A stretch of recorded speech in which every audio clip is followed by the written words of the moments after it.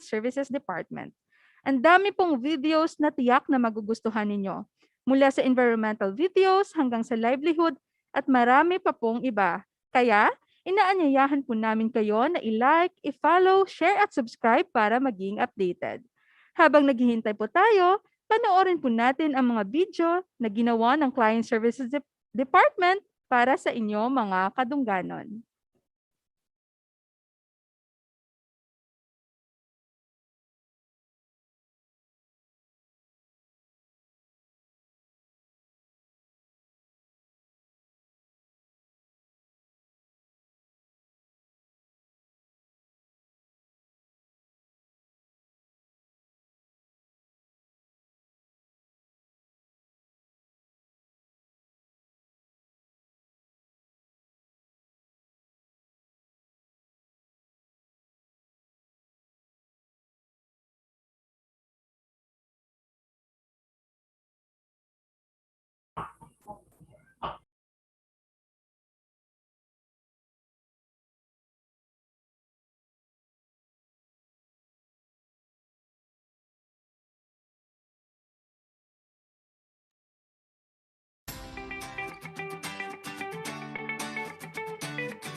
Importante ang pag-iingat sa panahong ito.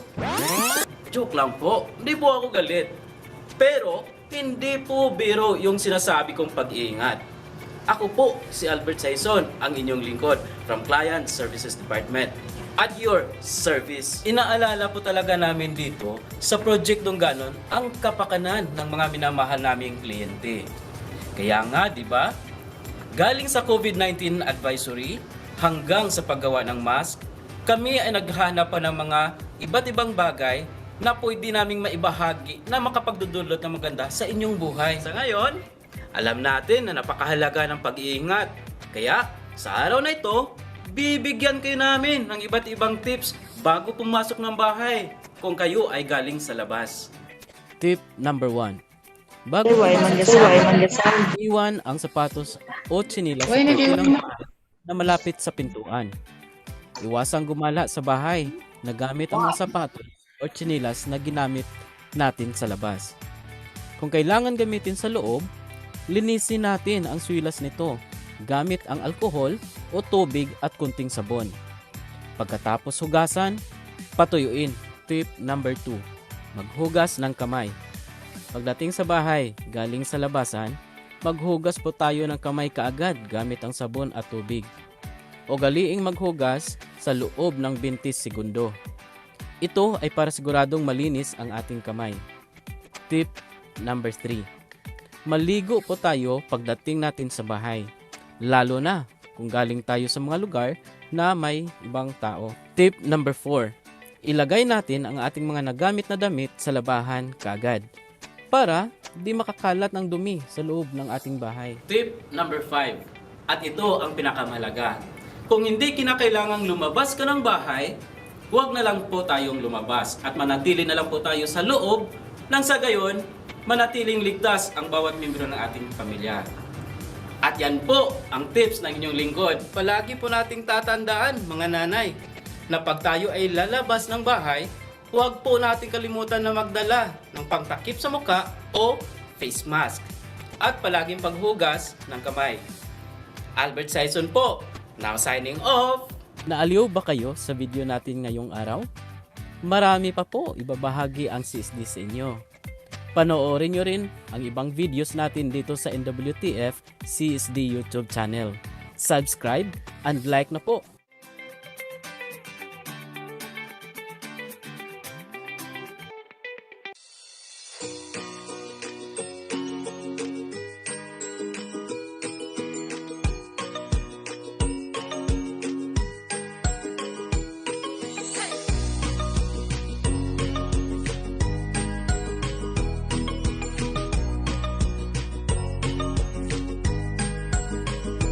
lumpia at pizza.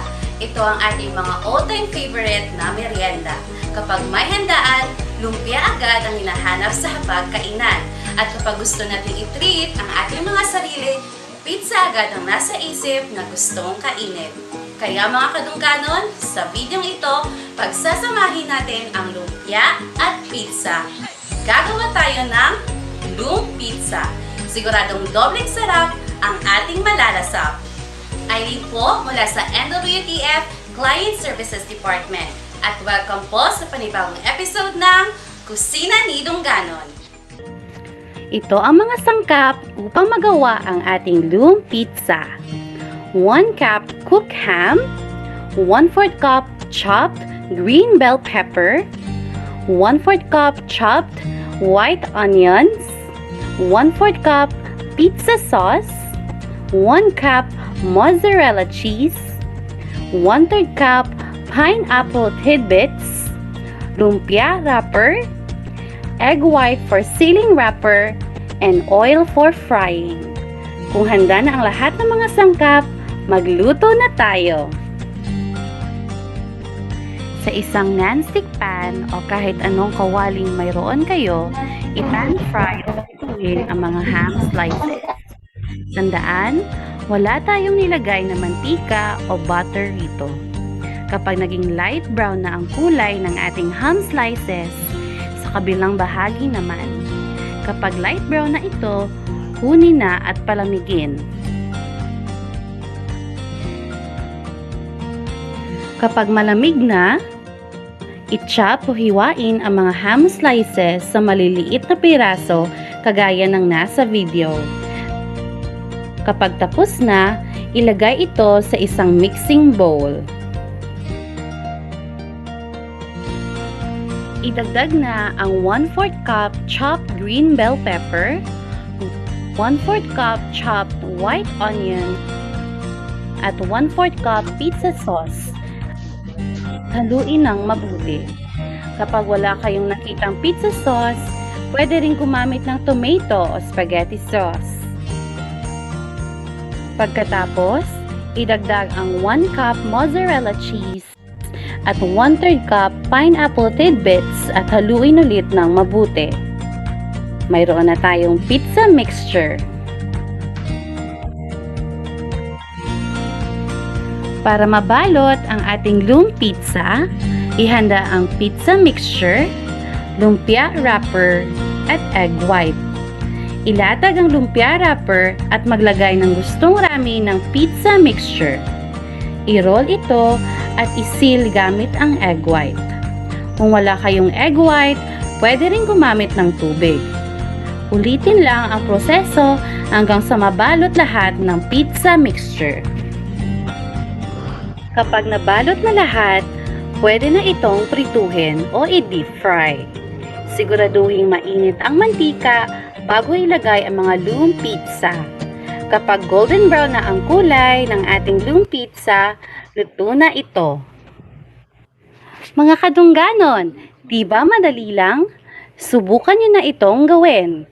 Tandaan, huwag mapagod sumubok dahil balang araw makakamit niyo din ang inyong tagumpay.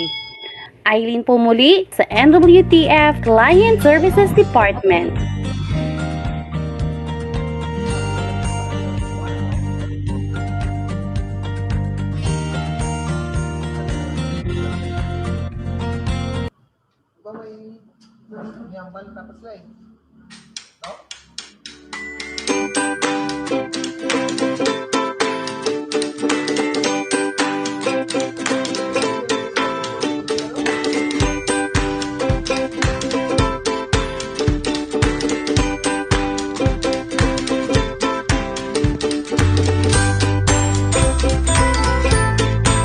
Masarap at malambot na rice cake o puto cheese na hindi nakakaumay at siguradong iyong mapagkikitaan.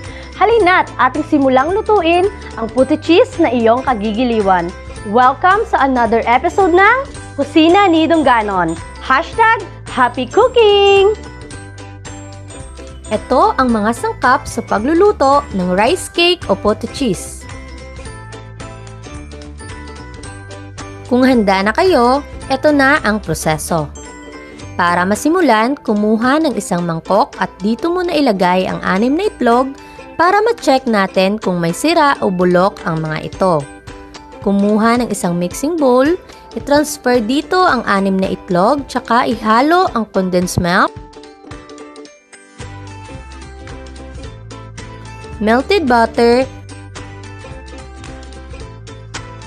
tubig,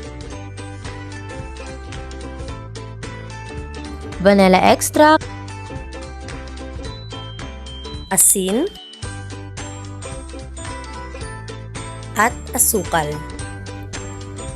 Haluin ito ng mabuti hanggang sa mag-mix ang lahat ng ingredients at matunaw ang asukal. Ang susunod nating gagawin ay kailangan nating isift o salain ang all-purpose flour at baking powder gamit ang strainer para masigurado natin na walang buo-buo sa mga ito. Haluin lamang ito ng mabuti hanggang sa maging well combined na ang ating mixture. Siguraduhin na huwag ma-overmix ang mixture, sundin lang kung ano ang nakikita sa video. Kung may nakikita ka pang bubuo sa mixture, salain natin ulit ito at itapon ang mga nabubuo. Next, ihanda ang mga molder. Dapat siguraduhin natin na tuyong-tuyo ang mga ito bago lagyan. Lagyan ng 1 1/2 tablespoon ng mixture ang bawat isang molder.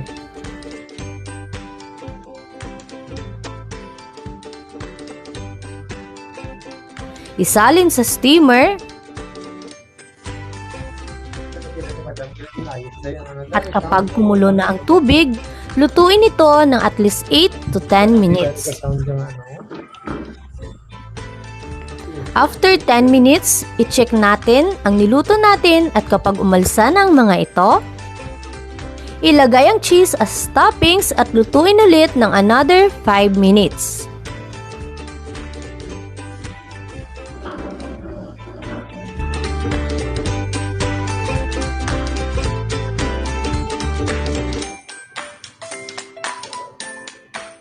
Magluto ng may galak sa puso. Pairalin ang pasensya at dedikasyon. Lagi nating tatandaan na hindi lahat ay nakukuha ng madalian.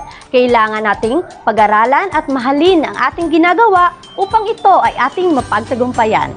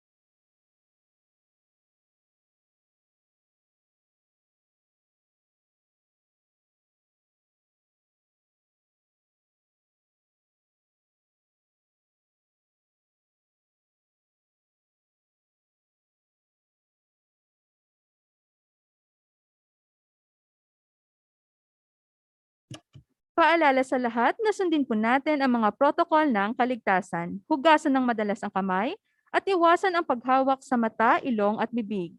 Panatilihin ang distansya na hindi bababa sa 1 metrong pagitan at mag-face mask. In 10 minutes po, magsisimula na po ang ating programa. Salamat!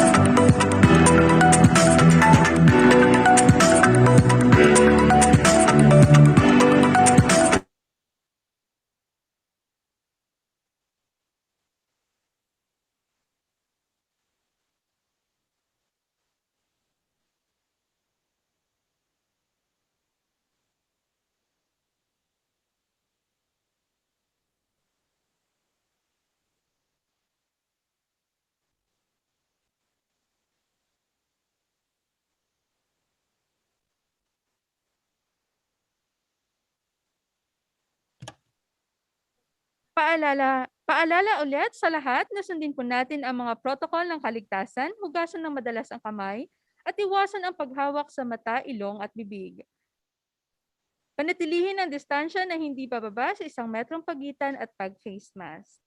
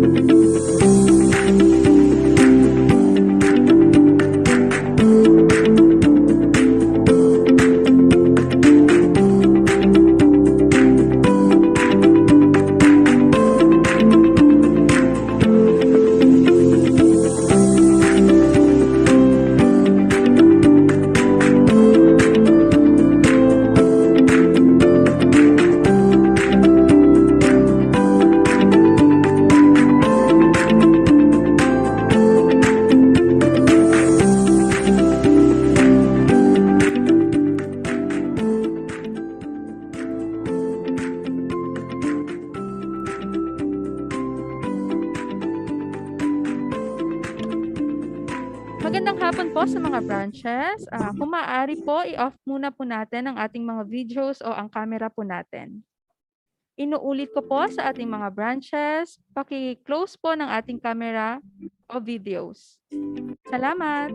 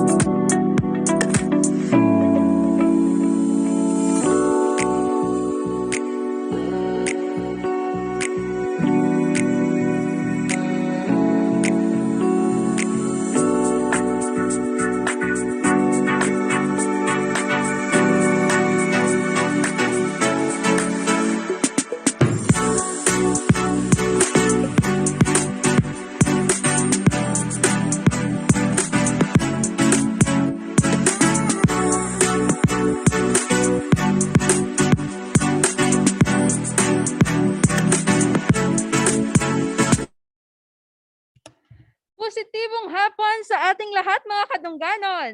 Mga kadungganon, masaya kami at pinaunlakan niyo ang aming imbitasyon sa hapon na ito.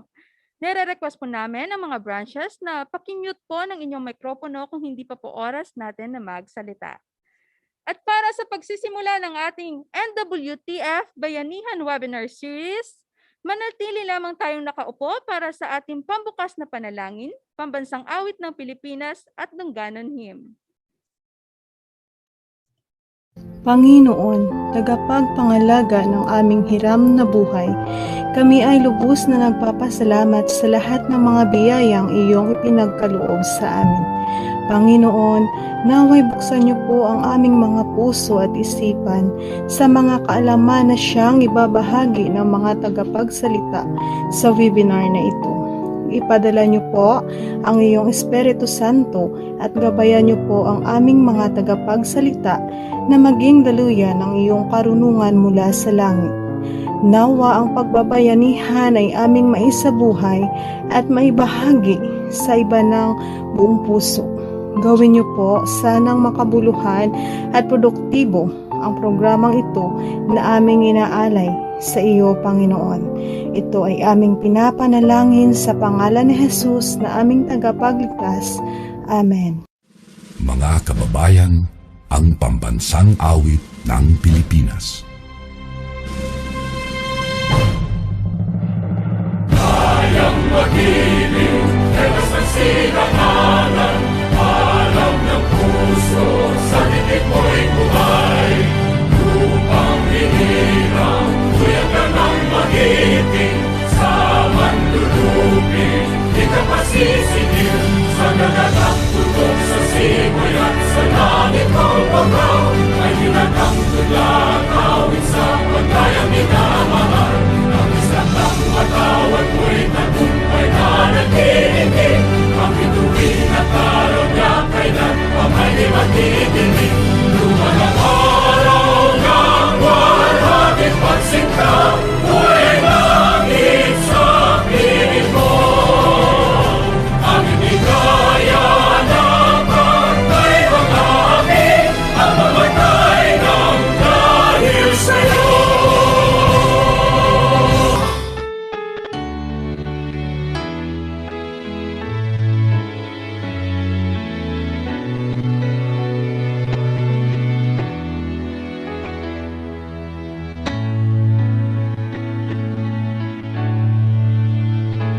Nagsimula sa isang panaginip sa Project Dungganon, napabuti at napaunlad ang aming buhay.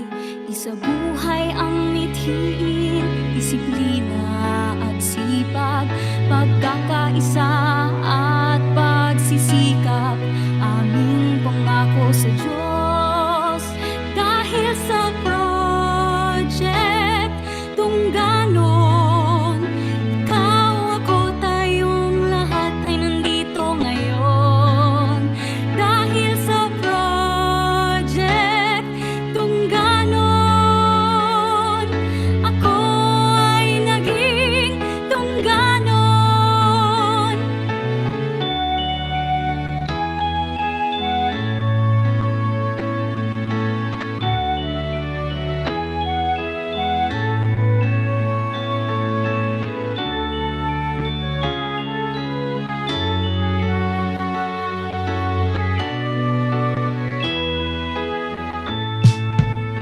Dahil sa Project Dungganon, ikaw, ako, tayong lahat ay nandito ngayon. Dahil sa Project Dungganon, ako ay naging Dungganon.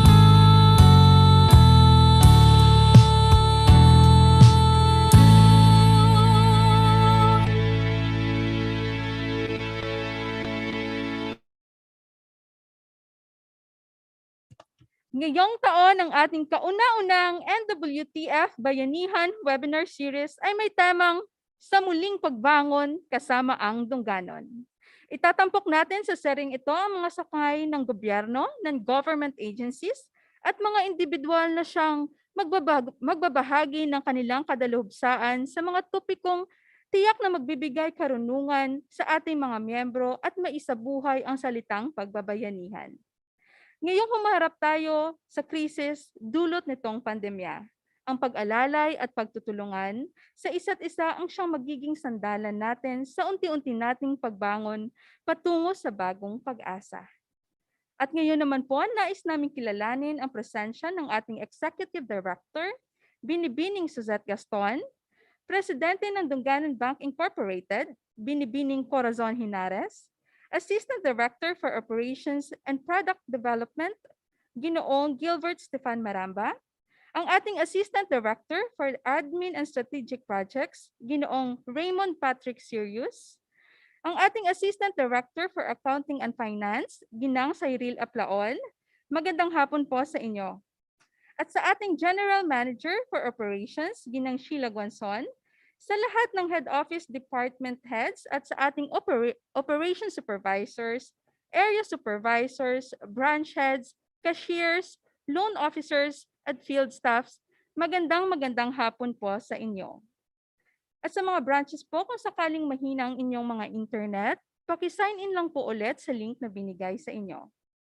At para sa karagdagang detalye, para sa ating NWTF Bayanihan Webinar Series at sa pagpapakilala ng ating paunang bati, ikinagagala ko pong ipakilala sa inyo ang aming Client Services Department Head, Ginang Maria Nicole Baroy.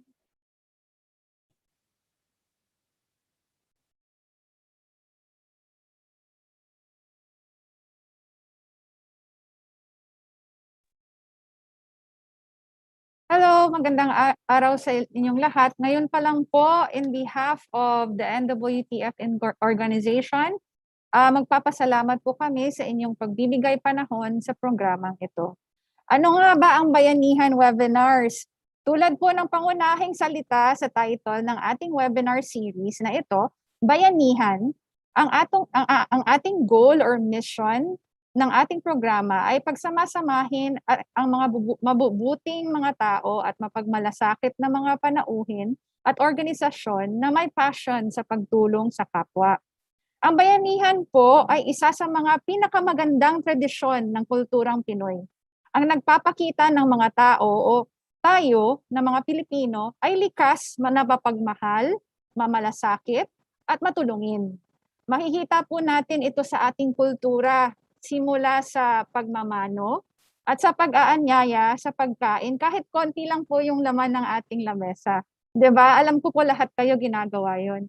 Nakita po naming lahat yon sa ating mga, nung nagpe-field work po kami sa bawat na mga tahanan ng mga taga-Dungganon. Kaya naman po, kayo mga ka-Dungganon ay ang aming inspirasyon sa mga webinars na ito. Ngayong buwan ng Setyembre at October, meron po tayong 6 episodes for the webinar series ng Bayanihan. Can I ask for our slides to be shared? Para makita po natin yung schedule para sa ating webinar series.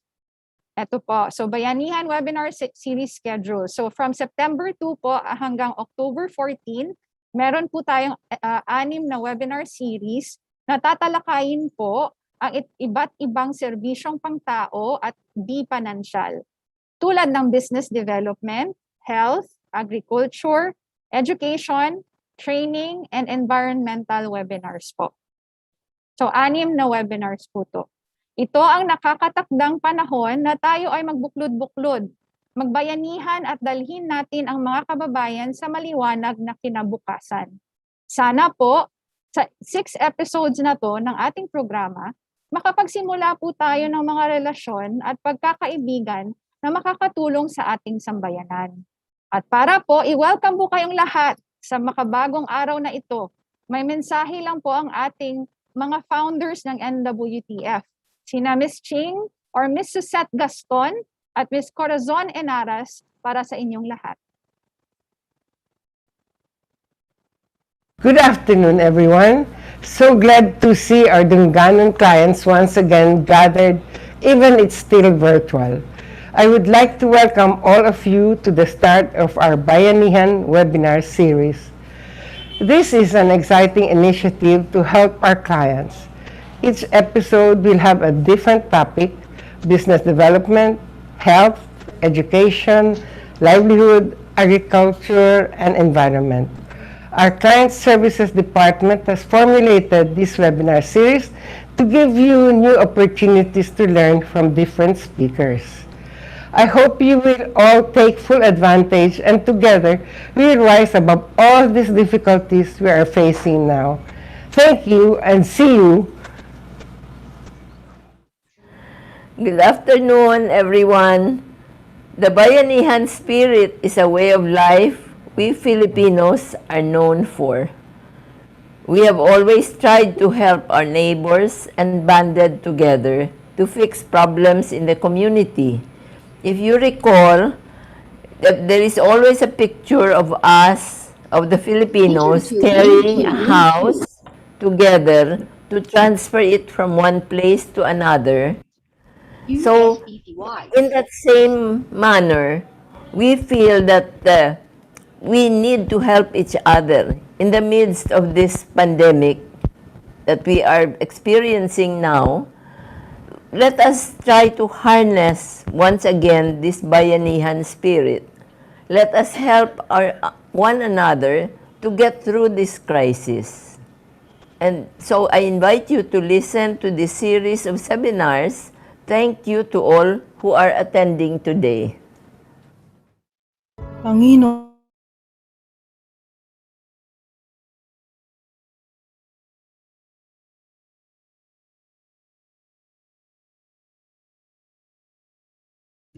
Maraming salamat, Ginang Nicole, gayon din po sa ating panauhin, Binibining Suzette at Binibining Corazon.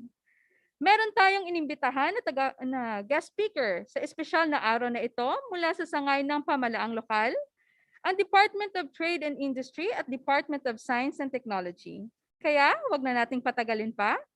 Ikinagagalak kong ipakilala ang ating unang guest speaker mula sa Department of Trade and Industry. Siya po ay isang Senior Trade and Industry Development Specialist. Bigyang pugay po nating lahat si Ginoong Engineer Ingimar Tupas.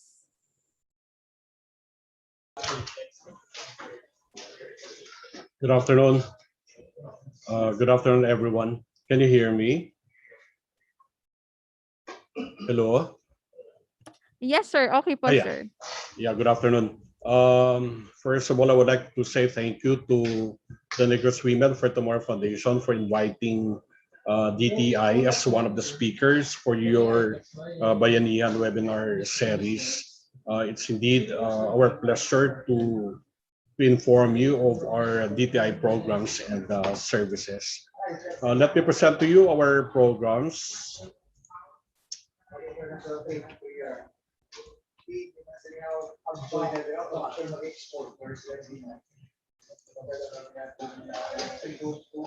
Can you see it? Yes, sir.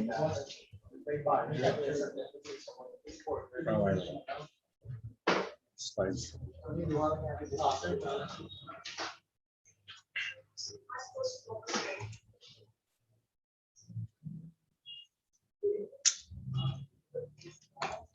Okay.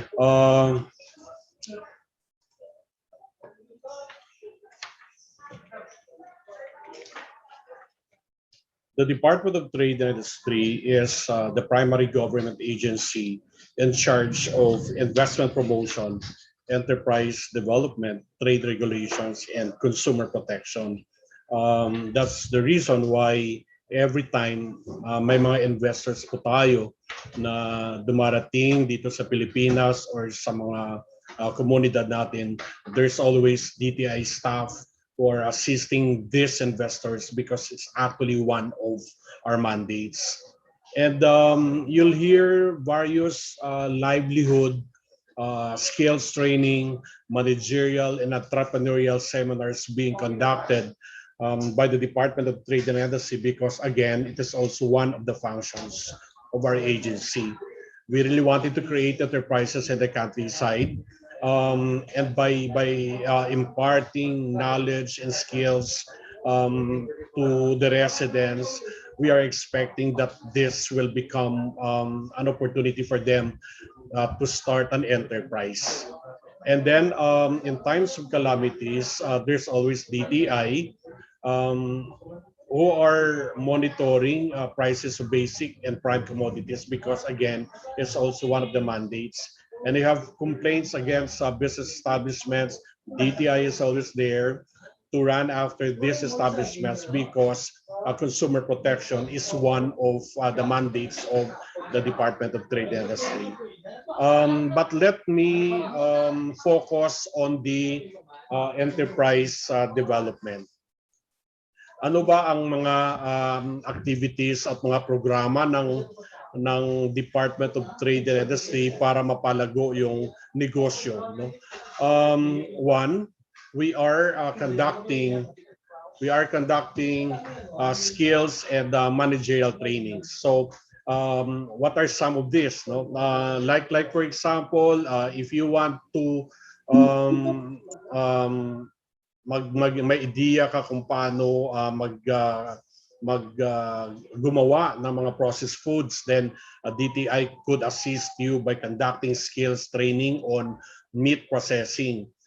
We are also conducting vegetable processing, garments, dressmaking, mga handicrafts, no? So it really depends kung anong kailangan ng mga residente para we can conduct some mga skills training. And then for managerial trainings, we are conducting entrepreneurship seminar. We're teaching the residents on how to become an entrepreneur. And then meron rin tayong mga seminars na related sa marketing, especially now that we are in pandemic. We are encouraging our entrepreneurs to go on board on e-commerce. That's why tinuturoan natin sila ng digital marketing, paano gumawa ng mga FB page para naman ma-showcase sila ang mga produkto nila sa FB page. And then some of our entrepreneurs are linked up with logistic support companies like Grab Food, Food Panda, Maxim, and all that, para naman making their products more accessible to the market. So it's part actually of the program of DTI, no? And then we also facilitate and assist in market linkages and other market promotion activities.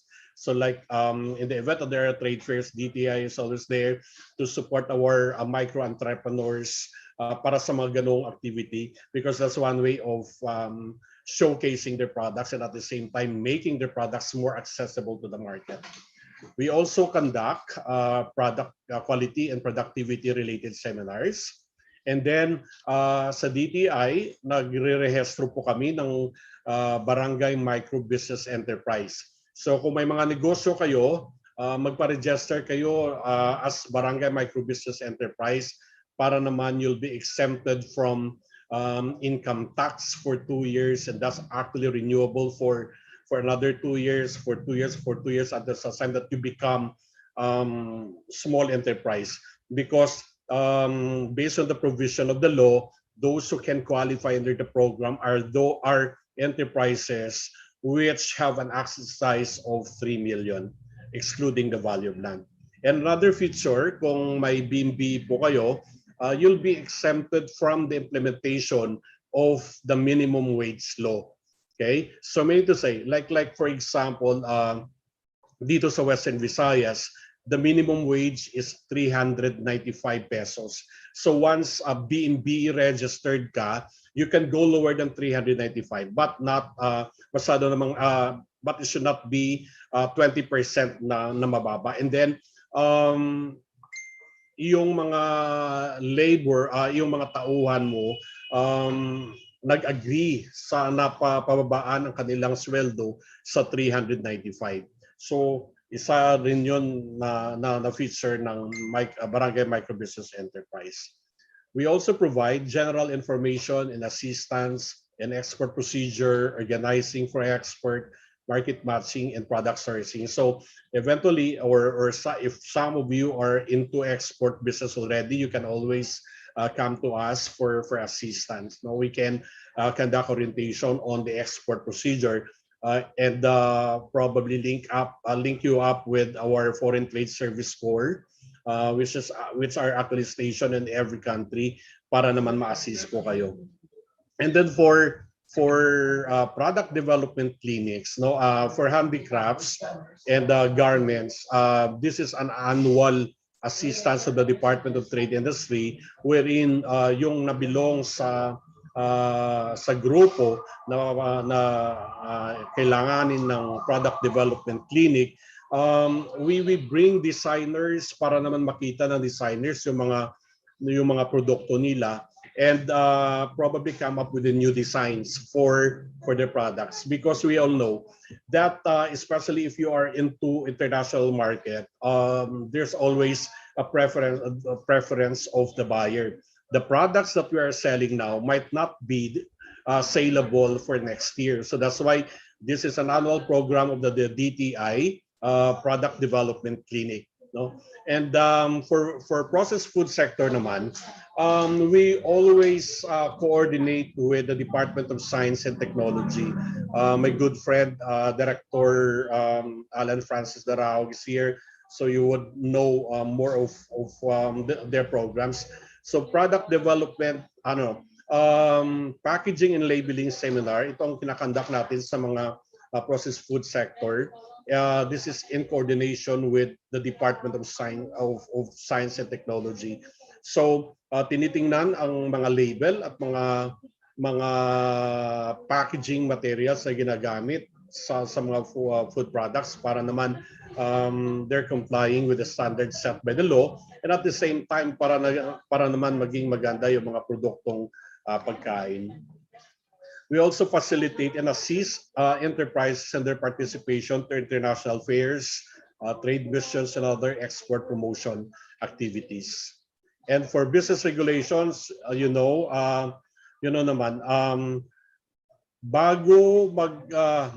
you are a negosyante, dapat may nakarehistro kayo sa Department of Trade and Industry. So we have we can assist in the business name registration. All you need to do is to visit our office or mga negosyo centers sa mga lungsod or bayan ninyo, because they are actually extension of the Department of Trade and Industry. And then para naman sa mga negosyante na ang negosyo nila ay service or repair shops, you see to it that you have an accreditation from the Department of Trade and Industry. Okay? And then para naman doon sa gumagawa ng mga fire extinguishers, kumuha rin po kayo ng license sa DTI. At sa mga contractors naman, see to it that you have your PCAP or Philippine Contractors Accreditation Board. Okay? This is what I'm saying. If you have complaints against establishments, you can always file a complaint with the DTI so that we can conduct mediation. And then DTI is in charge also of the price and the supply monitoring. Now, let me just present to you the flow chart on how you will be registering your enterprise. You start from here. So if your enterprise is single proprietorship, then you secure a permit from DTI. How much is the registration fee? It's only 230 pesos. 230 po, and it's already good for 5 years. Meaning to say, you'll renew your DTI after 5 years lang po. So kung titingnan natin, masyadong mababa. But if you are a corporation, then you need to register with Securities and Exchange Commission. Or if you are a cooperative, then you should have secure permit from the Cooperative Development Authority. Once you already have permits of the said agencies, then you can secure mayor's permit from the local government unit. Take note that as provided for by law, you should have Pag-ibig. You are registered with Pag-ibig. You secure your TIN and VAT number from the Bureau of Internal Revenue. You have PhilHealth for your laborers, and at the same time register your laborers with SSS. So once you already comply this, then try to think whether try to ask whether your enterprise still needs other licenses. So like for example, if you are into a water refilling station, then definitely you'll be securing permit from the Food and Drugs Authority. The same with those who are engaging into pharmacy or botika, no? May dapat may FA, may Food and Drugs Authority license to operate po tayo. And then kung tourism related naman, so dapat may DOT accreditation tayo. So kung financial company naman, then we should have a permit from the Bangko Sentral ng Pilipinas. And if you have more than 5 laborers, see to it that you are registered with the Department of Labor and Employment. So once you secured all these permits, then you can already start your enterprise. So these are the registration fee, no? Barangay, meaning to say you can put up as many branches as you want within the barangay, and you do not need to come to DTI, to go to DTI every time you'll be opening a branch, no? So 230 for city municipality, it's 530. Regional 1,030, and national is 2,030. Again, the registration is effective for 5 years. And since we are encouraging online transaction at this point in time, then this is the website that you can access to have your business registered. So bnrs.dti.gov.ph. Now, what are the other programs? First is the OTOP, or One Town, One Product. This program actually aims to offer a package of assistance in order for SMEs with minimum viable products to come up with new or better offerings with significant improvement and innovation in the areas of quality, product development, design, standard compliance, marketability, production capability, and brand development, among others. So meaning to say, once you are already a recognized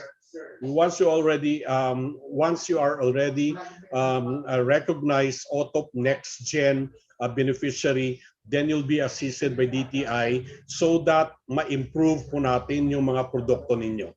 Okay? As you can see in the picture, some of these then were very crude, no? But because of the interventions of DTI, napaganda po natin ang mga produkto nila, and they're now participating in trade fairs. Some of the products actually are sold in malls or in supermarkets. Another program that we have is the Negosyo Center. The Negosyo Center actually is the extension office or the face of the Department of Trade Industry sa mga kanayunan. So meaning to say, you can see Negosyo Center in every town and city nationwide. Meaning to say, from Batanes to Tawi-Tawi, you expect that there's Negosyo Center because it's actually an extension of the Department of Trade and Industry. Now, since Negosyo Center is an extension office of the Department of Trade and Industry, then these centers are also operating or doing the functions of DTI, like business registration, business information and advocacy, business advisory services, and monitoring and evaluation. So if you have concerns sa negosyo ninyo, visit negosyo centers sa mga bayan o syudad ninyo po. So these are just some example pictures of centers that we have here in the province of Negros.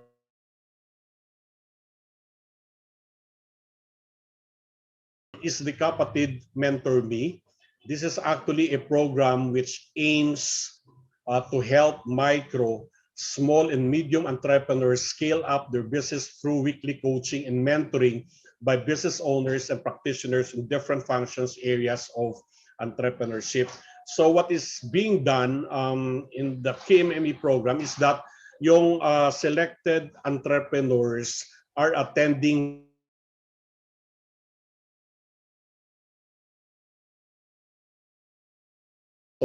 that covers the 4 aspects of business operations such as marketing, production or operation, management, and finance. And then we are teaching the KMME mentees of mga basic laws that are related to negosyo. This program is in coordination with the Go Negosyo and the Philippine Center for Entrepreneurship. And then another program that we have is the Go Local. I'm sure if you happen to visit city malls in your area, definitely you'll see their Go Local stores. Usually nasa sa gitna sa. This is another program initiated by the Department of Trade and Industry in collaboration with selected retail partners. Go Local is an excellent marketing avenue provided for free by the DTI and its retail partners for SME incubation, marketing, and branding.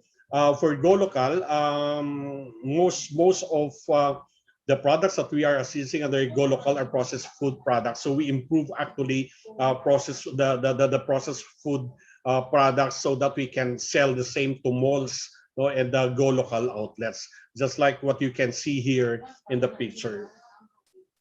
And then another program that we have is the Shared Service Facility Project.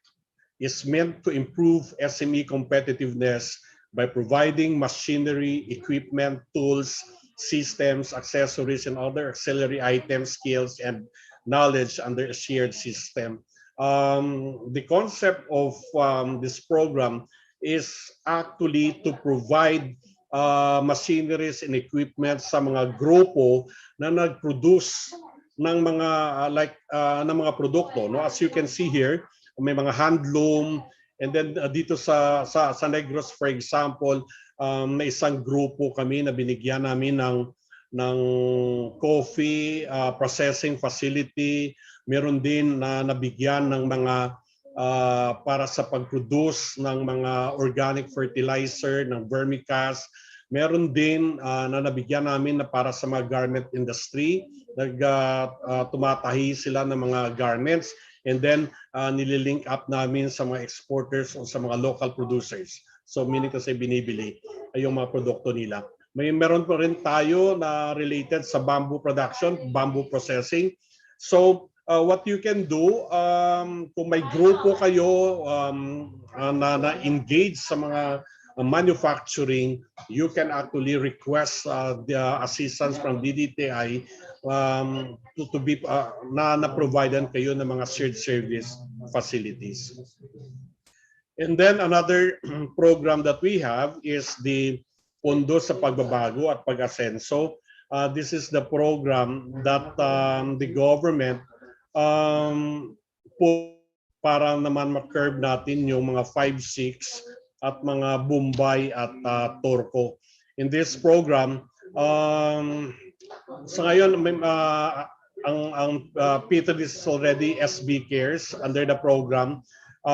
We can assist entrepreneurs by providing financial assistance from 5,000 to 300 to 3 million. There's no interest rate, only one-time service charge of 6% and 8% for small entrepreneurs. And then may grace period na 6 months and 1 year. No?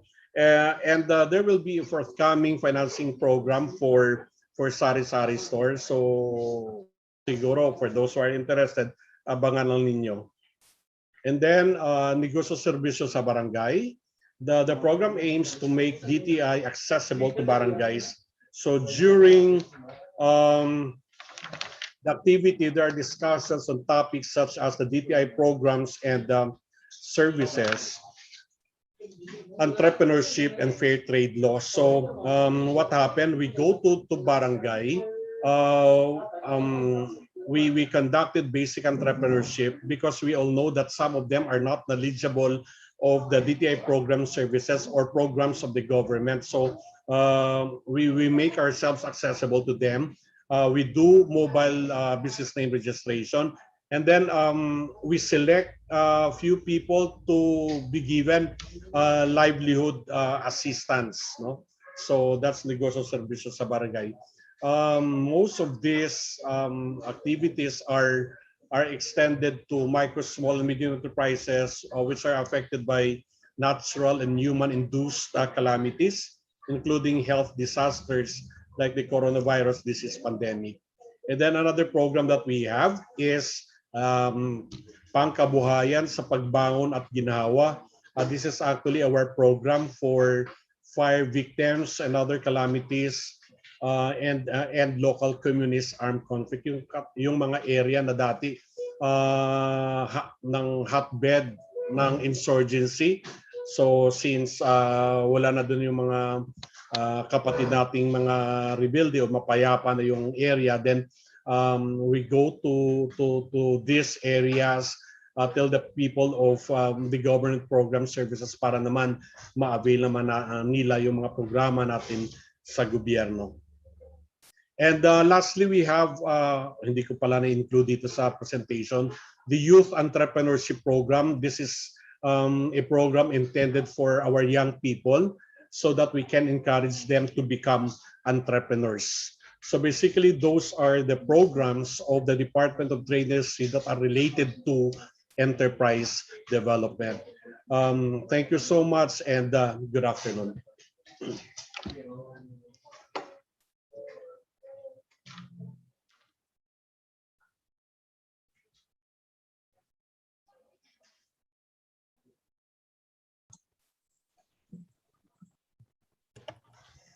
Maraming salamat po, Engineer Tupa, sa pagbabahagi ng iyong kaalaman tungo sa ikabubuti ng aming mga miyembro.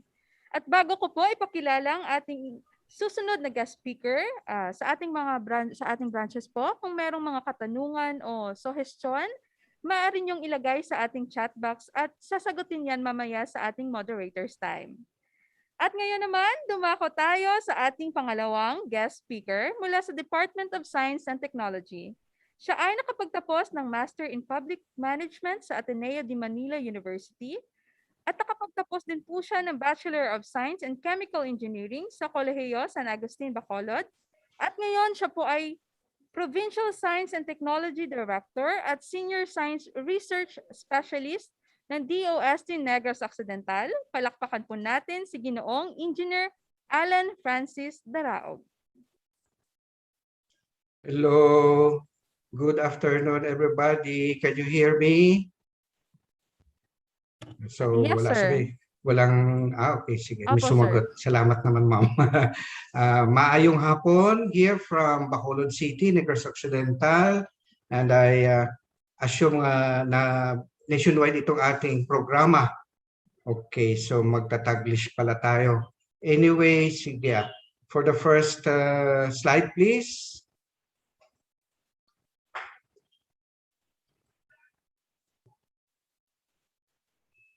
So we are sharing our screen for my presentation. Sana lang hindi magluloko itong mga internets natin, mga connection. Kasi kanina before nag-start, medyo nagloko dito sa amin yung aming internet. Hinahito na siya. Okay, so ang agency namin ay isang ISO 9001:2015 accredited. And ang laboratories namin, chemical, metrology, and physical, and microbiological laboratories namin ay 17025 of 2017 na version na ISO accredited. Same also with DTI, ISO 9001 and 2015. So our partner DTI, so si Engineer Ingimar. Next slide, please. Okay, bago tayo magtuloy-tuloy, siyempre kilala muna namin kung ano ang organizational structure namin. So siyempre sa pinakamataas yung secretary namin, and then may 2 o 4 na sangay under sa kanya, yung mga sectoral planning councils, RDIs or Research and Development Institutes, our service institutes, collegial and advisory bodies. And of course down there is the regional offices and provincial S&T centers. So diyan ako na belong. Next slide, please, for more details.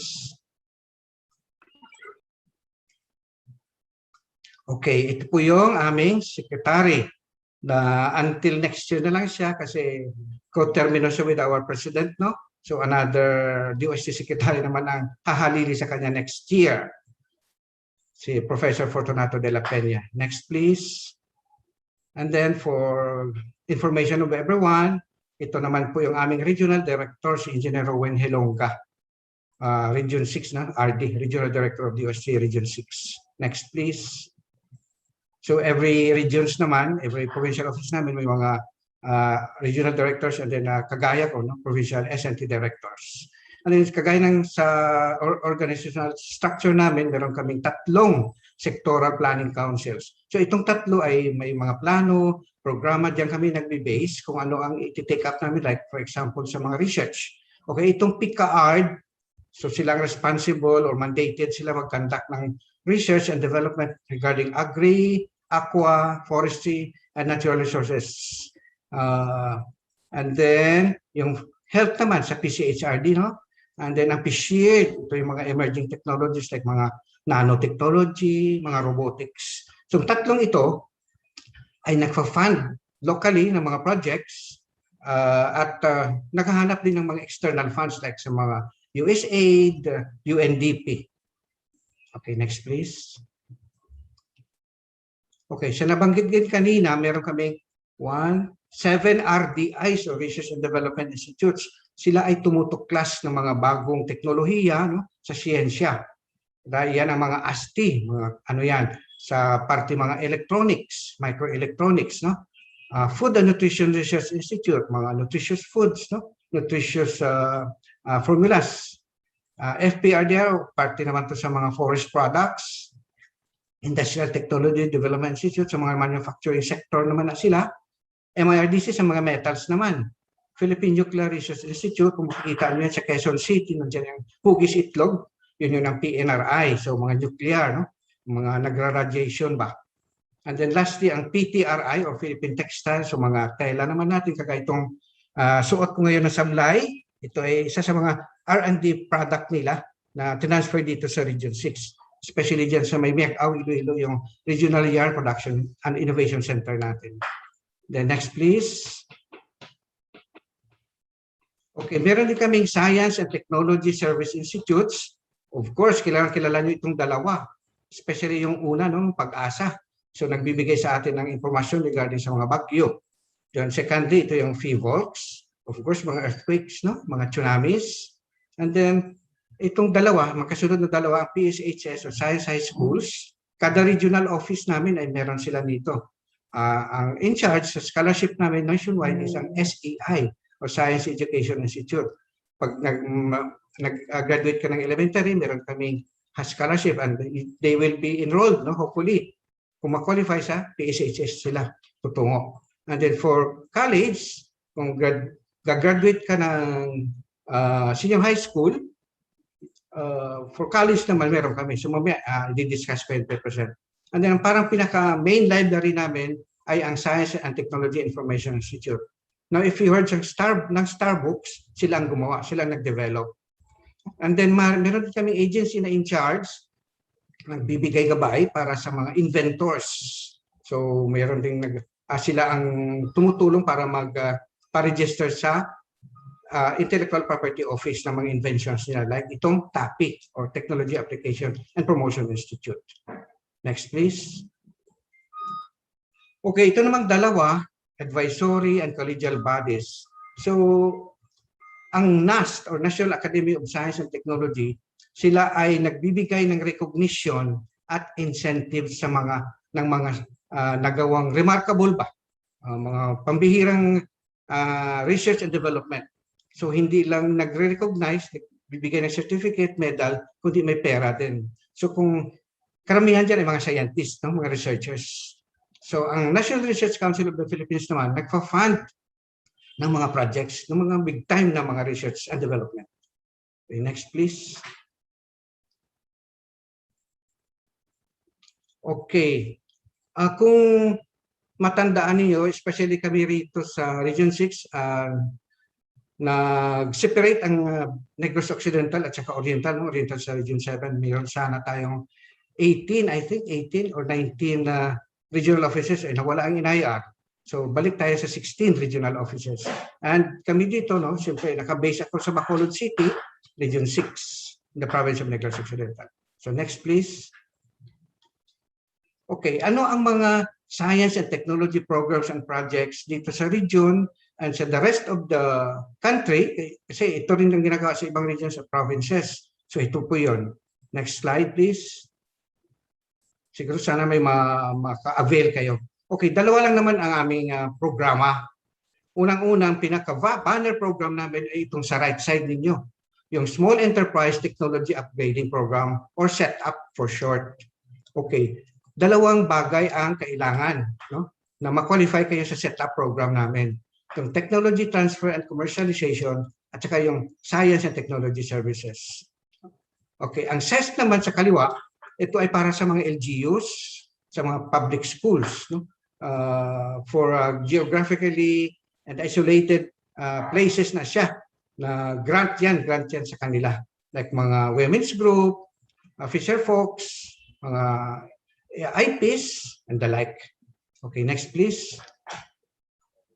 Okay, ito yung setup namin. So, ang purpose is ma-enhance namin, especially example ko na lang sa food processing. Like meron dito nag-a-apply na for meat processing. So he needs, kulang siya sa equipment like mga meat slicer, yung nagbabalot ng mga sausages, ng hotdog, we can provide that assistance. Kung magkano man ang amount na i-apply ninyo, ay i-assist namin kayo pag-purchase ng equipment. Sa manufacturing sector lang itong setup namin. So equipment lang ang kailangan na bilhin ninyo. Wala, hindi nakasali yung building, yung car, only equipment to be used sa manufacturing ninyo ng whatever product man siya. So with that, we can assist you to provide financial assistance of 3 million and below. Depende naman kung ano kaklaseng business. Merong small o micro even sa micro, yung 3 million and below na assets. So above that is small, and then medium kami. So until medium enterprise na kami, you can borrow or we can assist you to buy that equipment. And namin siya, ang maganda dito is i-pay back ninyo sa amin or i-refund ninyo sa amin in 3 years time without interest, zero interest. Pero after ma-release namin ng pera sa inyo, may 1 year pa kayo na grace period. So then we will, after the year or after the grace period of 1 year, you will start na amortization, no? Your monthly amortization. So whatever the amount that we will be assisting, i-divide nyo sa 36 months. 3 years kasi. So that will be your ang monthly ninyo na amortization sa amin. No interest basta equipment lang. Bali, upgrade namin yung manufacturing production ninyo. Okay, next please. Okay, kaso lang, ito yung mga areas na kasama dun sa i-assist namin. Dapat, of course, ma-improve ang quality ng produkto ninyo. Ang process, siyempre, ma-improve din kasi ma-mechanize ka. Halimbawa, kung mano-mano lang, ma-mechanize kayo, yun ang process improvement. And then, may kasama ng mga trainings dyan. So, ma-develop din ang human resources o i-capacitate namin ang mga knowledge or know-how what to process and the like. Cost minimization, siguro with that equipment, siguro ma-minimize ang waste, ma-minimize ang electric consumption and the like. Waste management, kasi may waste management din kami ituturo. And other operations, no, related activities sa manufacturing. Okay, next please. Okay, hindi lahat ng sector, or I think nandito na halos lahat ng mga main sectors. So of course, ang pinakamarami namin, ang tutulungan na namin na ito yung mga sectors. First and foremost talaga, food processing is marami. Marami na kami natulungan. Gifts and decors and handicraft, metas, and engineering, karamihan dyan, mga machine shops, lumalapit sa amin. Agri, aqua, forestry, so karamihan dito sa Negros, special mention kasi taga Negros ako. Kaninang umaga lang may dalawa kaming proposal na in principle approved na siya. Nasa yung kung narinig niyo yung Vaname o yung white shrimp, ang request nila is pond liner. So in principle na approve namin yung dalawa worth 2.9 million each. So dalawa yun, so 5.8 plus. furniture. Sa IT, pwede rin kami. Health and wellness, yung mga nagpo-produce kayo ng mga food supplements, no? Basta halal products, pwede rin kami sa energy environment. And then another a new industry na aming tutulungan ay itong creative industry and other regional priority sectors. Okay, next, please. Okay, ang proseso, ang system nito sa setup, of course, sa meeting tayo, magmamatching tayo, ay assess namin ang company, ito ba talagang kailangan nyo? Ano ba talagang kailangan nyo? Kailangan ba ito talaga? Okay, so we will also refer you sa mga accredited namin or pwede rin off the shelves. Okay, depende naman yan, hindi lang mga private manufacturing sectors, pwede rin kami sa academe, mga SUCs, basta may entrepreneurial activity sila. Yung, kumbaga, ninegosyohin ba yun? May negosyo na gano'n, kung ano man ang sector sila. Of course, yung tinatawag namin na fund, ng funding assistance, Innovation Enabling Fund or I-Fund for short, ang terminology for that matter. Sige, next please. Okay, maliban sa funding, meron kami consultancy and technical services na gano'n, no, nandiyan sa screen. Ang sistema dito is sa consultancy lang. For example, may problema kayo sa setup to inyong process flow o nung plant design niyo, pwede kami mag-deploy ng consultant, kami ang babayad sa kanila. Tapos sila magbibigay ng recommendation or solusyon kung ano man ang problema ninyo. So merong area yan. Sa MPEX, yun ang sinasabi ko. Sa Agri-Aqua, meron kami yan. Cleaner production, that is for waste management. Energy audit sa mga electrical consumption ninyo, electricity consumption. Ang pinaka-common ngayon sa amin dito, no, especially sa Negros and Region 6, food safety consultancy. Technology trainees, request kayo, punta kayo sa office, kung ano man kailangan nyo na trainings, mga food processing, pwede kami makaprovide na expert or trainer. Packaging and labeling, just like sinabi kanina ni Engineer Ingimar, partners namin, sa amin sila kumukuha ng mga trainers. And of course, including itong packaging and labeling. Kasi dito sa packaging and labeling, halos every provinces, I think sa Region 6 pa lang, nag-hire kami ng packaging engineer o graphic design artist. So kung meron kayong ipa-design na label, sticker ba sa mga food? O it's either bottled man siya, naka-stand up pouch, or anything. Basta when we speak about product packaging and labeling, punta kayo dito, apply kayo sa amin. And then ang One Expert, ito yung portal na kung halimbawa sa food safety, gusto niyo mag one-on-one lang niya, hindi dadaan sa amin, pwede rin. oneexpert.gov.ph ang portal. So you can choose kung anumang klase mga consultancy services available.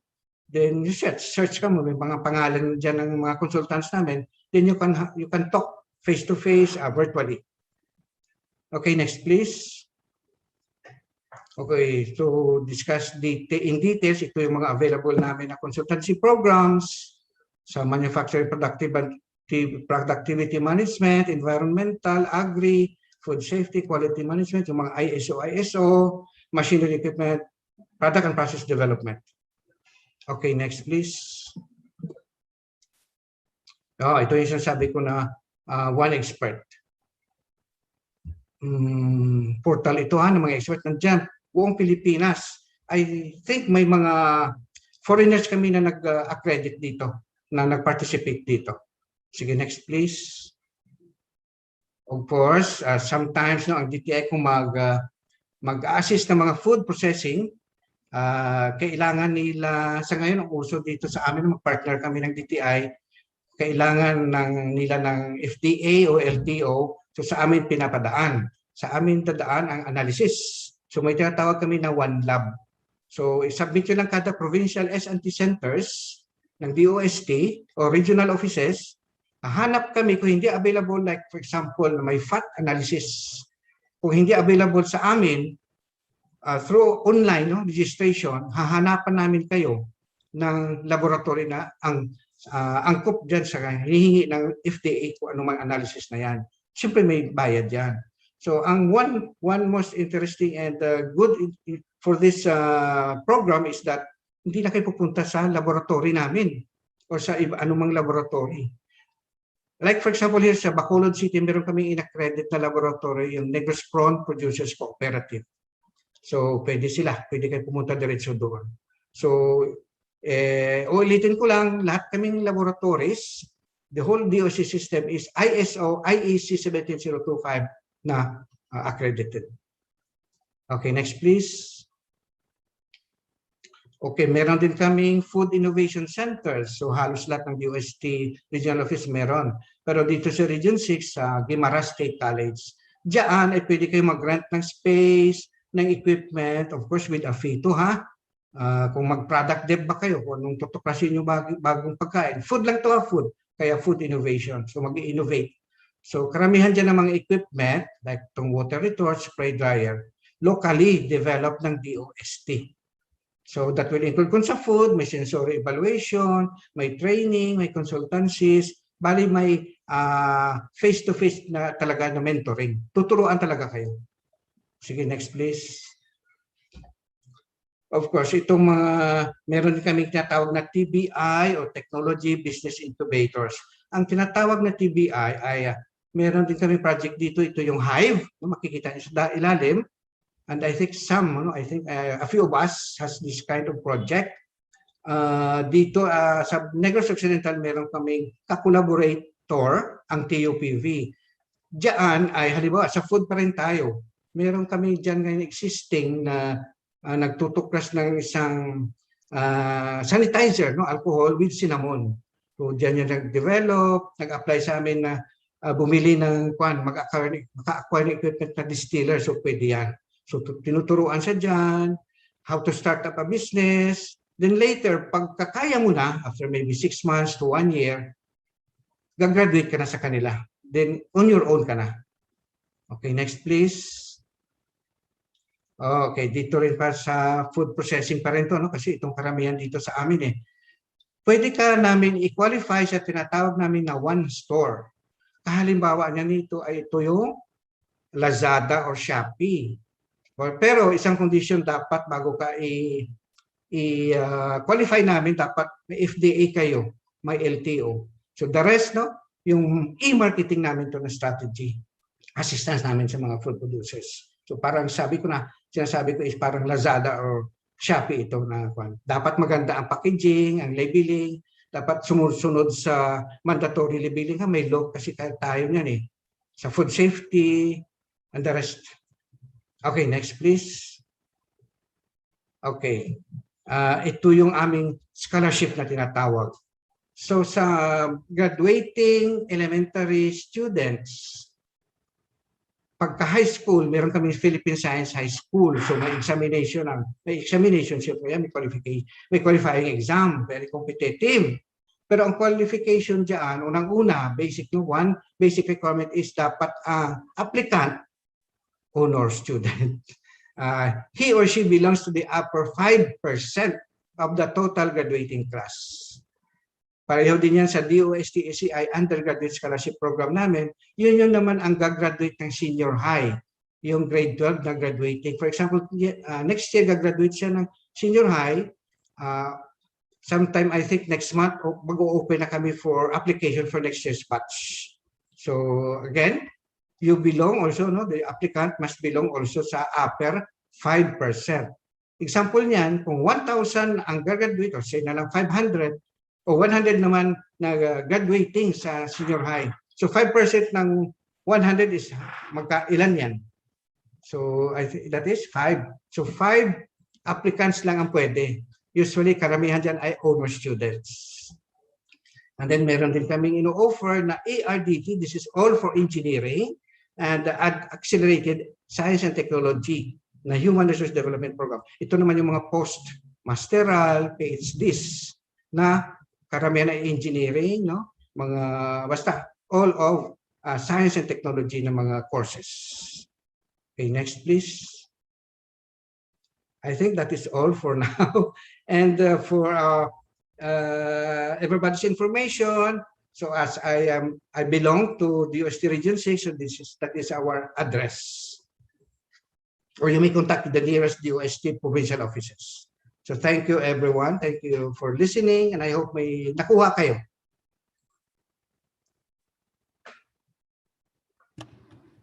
Maraming salamat, Engineer Alan, sa iyong pagbabahagi ng iyong kaalaman at kahusayan. Mga kadungganon, pinapaalala ko ulit na maaari po kayong magpatulong sa ating mga loan officers o di kaya sa ating branch head kung merong mga katanungan o suggestion para mailagay sa chat box. Meron po tayong 20 minutos para sa inyong mga katanungan para sa ating mga guest speaker. Iniimbitahan po namin ang aming mga guest speakers sa pagsagot po sa ating mga katanungan. At dahil alam na alam ko na gusto niyo na pong magtanong mga kadungganon, kaya sa oras na ito, ipapakilala ko na ang ating moderator, walang iba, kundi si Binibining Gladys Lirazan. Maraming salamat, Binibining Maena, sa pagpapakilala.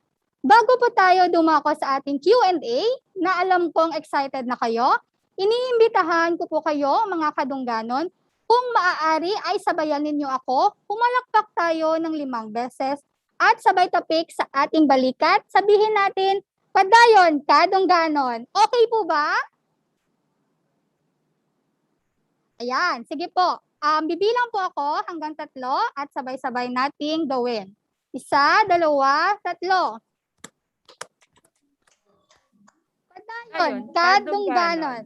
Ayan, isa pa po. Lakasan po natin. Yung video po natin. Sige. Ayan, nakikita ko na po kayo. Sige, sabay-sabay po natin at lakasan po. 1, 2, 3. Padayon, kadungganon. Ayan, maraming salamat po mga mahal naming kadungganon. Ang ginawa nating pagpapalakpak ay simbolo ng ating tagumpay. Kaya laban lang mga kadungganon. Hindi ko man nakikita ang mga ngiti sa inyong mga labi, ramdam naman namin ang inyong kasiyahan para sa hapon na ito. Ngayon, nalulugod at nasisiyahan po ako na makita kayo mga kadungganon. Gayon din po sa ating mga guest speaker, Ginoong Tupas at Ginoong Daraog. Maraming salamat po sa pagpapaunlak ng aming imbitasyon. Kanina ay naimungkahi ni Binibining Maena na bibigyan tayo ng 20 minutos para sa ating mga katanungan. Patuloy na bukas ang ating chat box at hinihikayat ko po ang ating mga loan officer o ang mga naka-assign po dyan sa ating branch na i-assist ang ating mga kadungganon para sa kanilang mga katanungan. Habang hinihintay natin ang mga katanungan po ninyo, hayaan niyo po akong mag-recap ng ating mga natutunan sa hapon na ito. Kanina natalakay ni Ginoong Tupas at nalaman natin na ang DTI ay isang sangay ng gobyerno kung saan pinapahalagahan ang proteksyon ng ating mga negosyo at ganun rin ang ating bilang mamimili. Meron silang iba't ibang programa at serbisyo na available gaya ng SME development. Ito ay ang kung saan nagsasagawa sila ng mga skills at managerial training. Sa ganitong programa din ang tulong para sa barangay, micro, business enterprises o ang tinatawag na BMBE registration. Meron din silang business regulations at napaloob ang business name registration, issuance of licenses, consumer protection at assistance, price and supply monitoring. Para sa gabay sa pagrehistro, kung kayo po ay sole proprietor o kayo lang po yung may-ari ng inyong negosyo, simulan natin sa DTI. Sunod ang lokal na gobyerno, kumuha tayo ng mayor's permit at pagkatapos ay ang mga iba't ibang ahensya na nakalinya depende sa ating negosyo. Ang DTI permit ay may visa ng hanggang 5 taon. Napakahaba ng kanyang visa. Kung ito ay sakop para pang barangay, ang halaga na babayaran natin ay 230 pesos. Kung city o municipal, ang babayaran ay 530 lamang. Kapag regional, ang babayaran ay 1,030 pesos.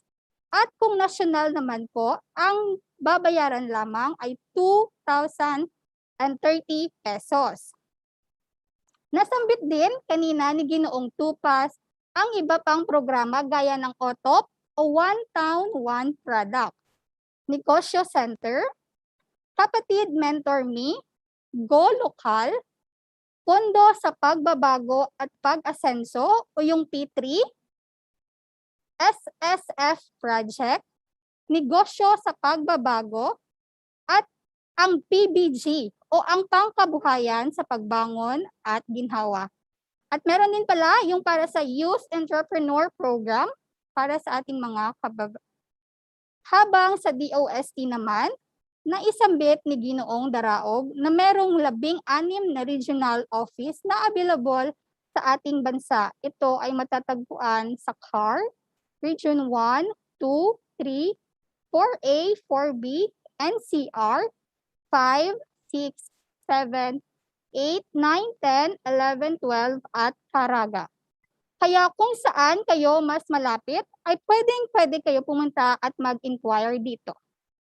Natalakay din ni Ginoong Daraog ang S&T programs and projects na merong level. Ang isa ay ang Small Enterprise Technology Upgrading Program o SETUP.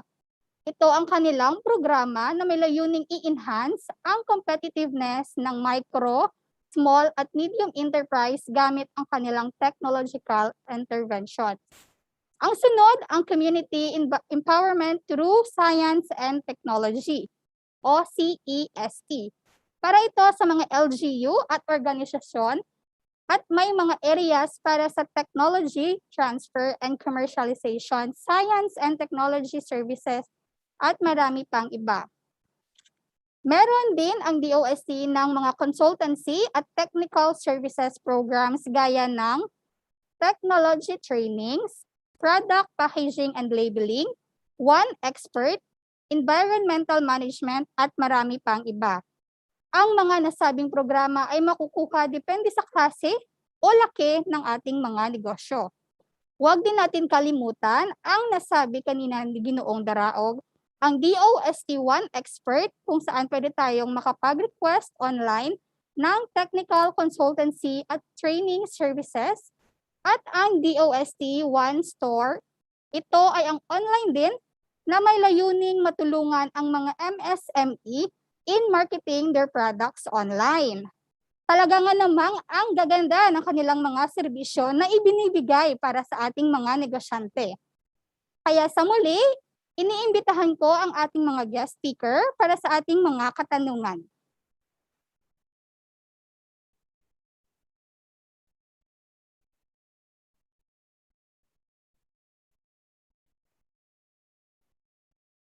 Ayan. Hello po, magandang hapon, Ginoong Tupas at Ginoong Daraog. Hello, magandang hapon. Sige po. Meron po tayong unang tanong dito, sir, para kay Ginoong Tupas mula sa Sagay Branch. Ginoong Tupas, if online po ba, kailangan po magparehistro sa DTI?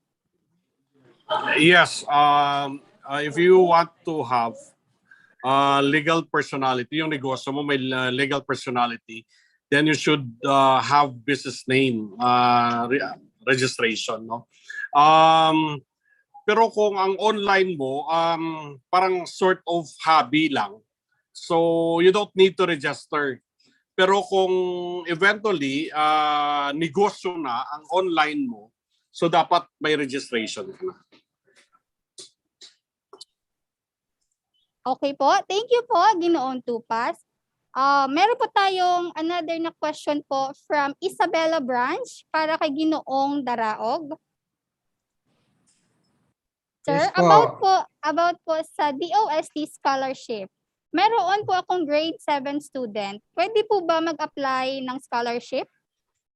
Okay.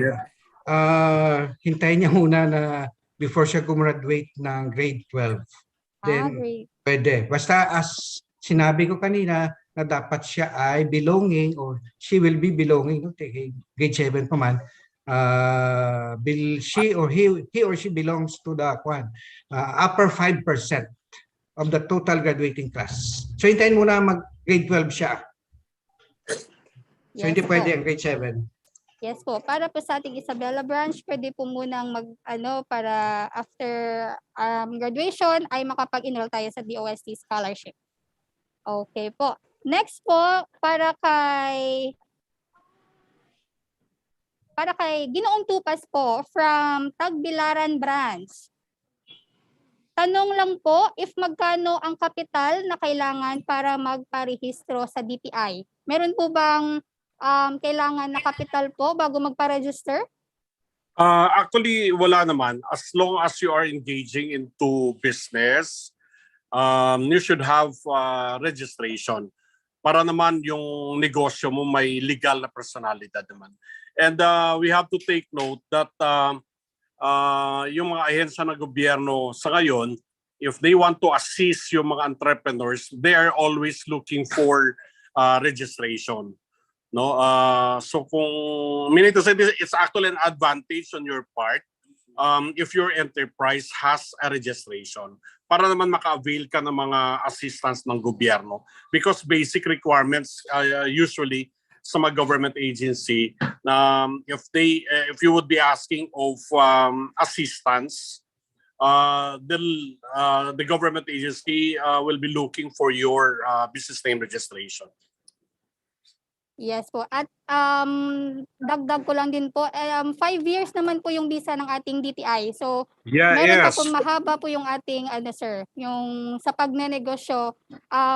Siguro sa 5 years po lalaki na po yung capital natin at magagamit po talaga natin yung rehistro. Exactly, no? Parang ano lang yan 200, let's say 230. If you will be dividing that for 5 years and 300, parang 10 centimos lang yan daily na binabayaran mo sa DTI. Yes. So mas mahal pa ang sigarilyo o di kaya mag soft drinks ka araw-araw.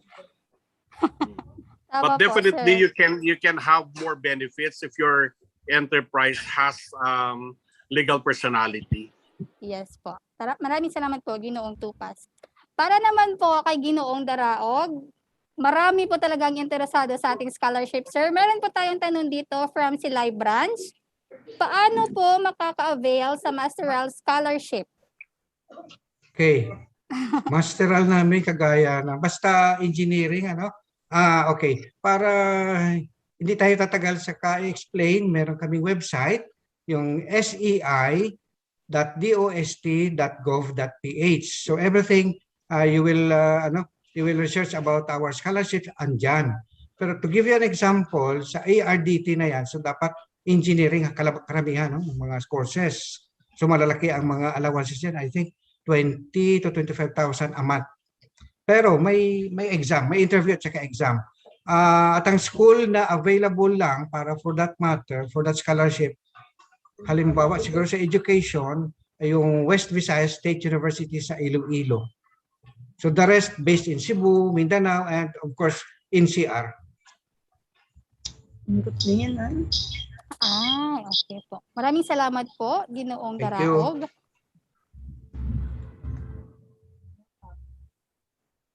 Meron po tayong iba pang mga katanungan para kay Ginoong Tupas.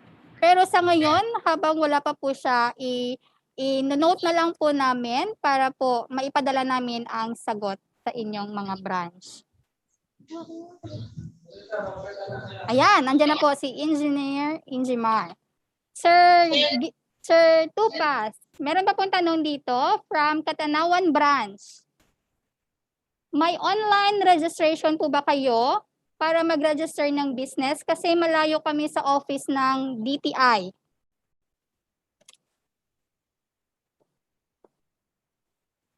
Hello, sir. Okay lang. Hello, sir. Hello, sir. Hindi po namin kayo. Hello? Yan, ayan na po. Yeah, naririnig na po. Sige. Ang website po natin is bnrs.dti.gov.ph,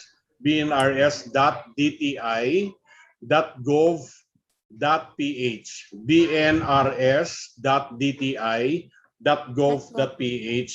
And I also suggest, ma'am, na i-check niya sa baka may negosyo center sa nayo nila, sa munisipyo nila.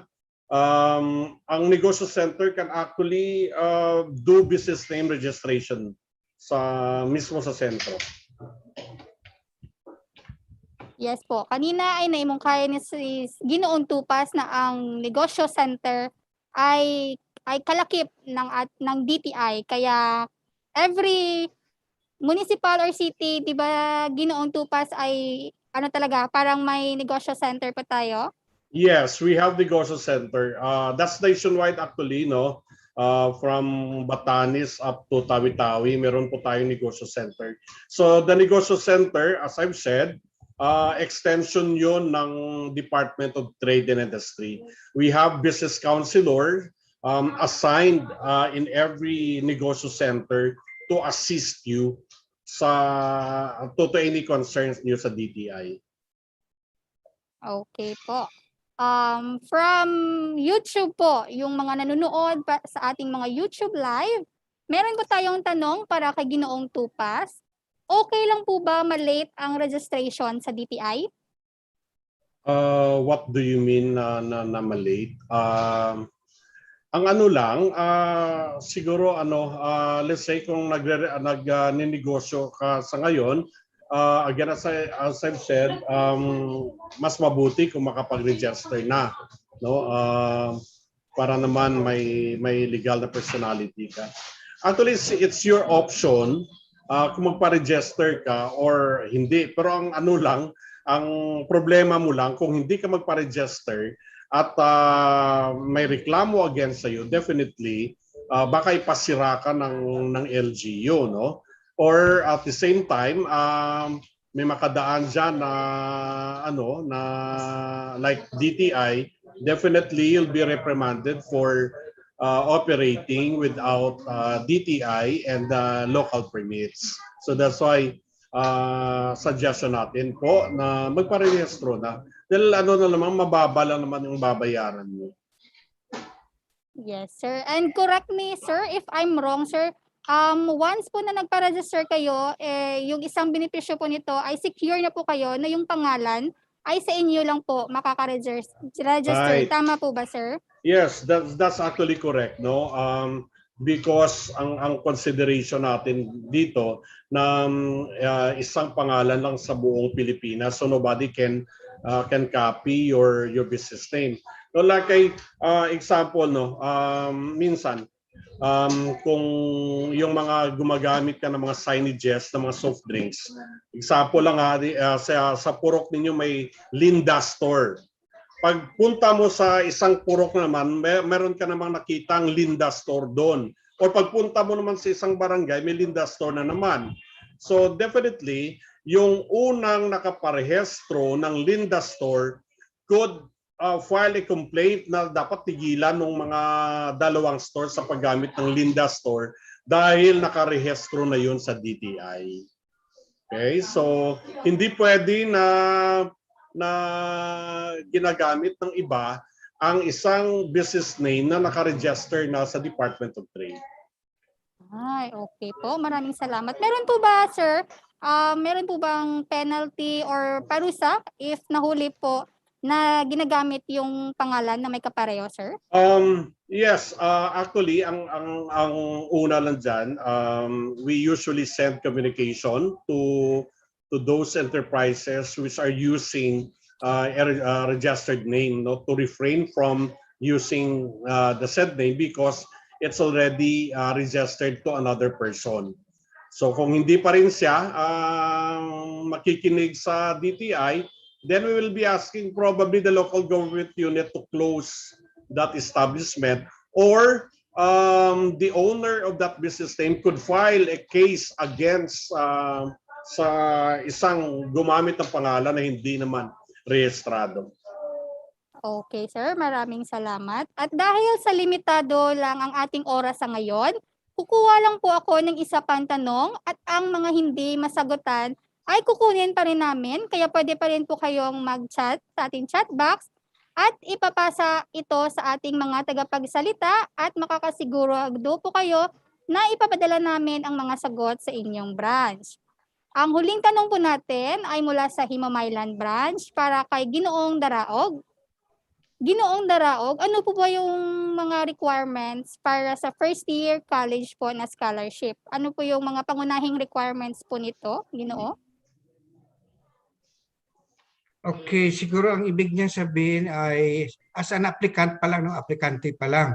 So first and foremost, ang sinasabi ko kanina, ang aplikante ay dapat nasa upper 5% of the total graduating class. Kasi sa application form, nakalagay dyan yung principals or guidance counselors certification na naka-state na yung aplikante ay dapat honor student, no, or belongs to the upper 5% of the total graduating class.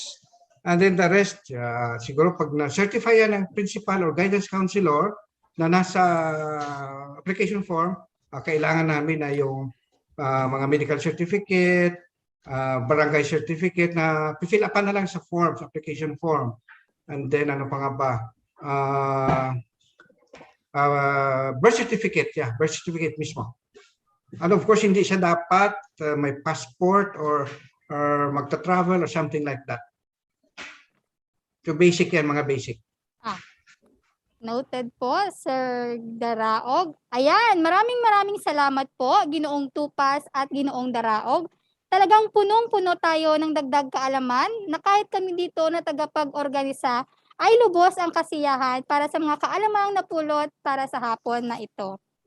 At para sa pagkuha ng mga serbisyo o iba pang serbisyong nasambit kanina, pumunta lamang sa pinakamalapit na ahensya sa inyong lugar. Naway naliwanagan ang ating mga katanungan at maging susi ang NWTF Bayanihan Webinar para sa mas malawak na koneksyon natin sa isa't isa. Sa pagkakataon na ito, ay ibabalik ko na kay Binibining Maena para sa ating wakas. Binibining Maena.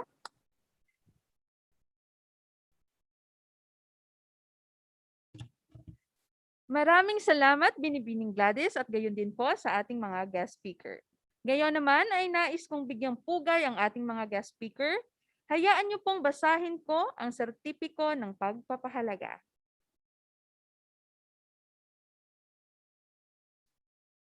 Katibayan ng pagkilala, ang katibayang ito ay iginawad kay Engineer B. Tupas para sa kanyang aktibo at napakahalagang pakikilahok sa NWTF Bayanihan Webinar Series na ginanap sa NWTF Building 1 sa pamamagitan ng Zoom. Ipinagkakaloob ngayong ikadalawang araw ng Setyembre taong 2021, signed by Client Services Department Head, Maria Nicole Baroy. Same certificate is awarded to Engineer Alan Francis Daraog para sa kanyang aktibo at napakahalagang pakikilahok sa NWTF Bayanihan Webinar Series na ginanap sa NWTF Building 1 sa pamamagitan ng Zoom. Ipinagkakaloob ngayong ikadalawang araw ng Setyembre taong 2021. Signed by Client Services Department Head, Maria Nicole Baroy.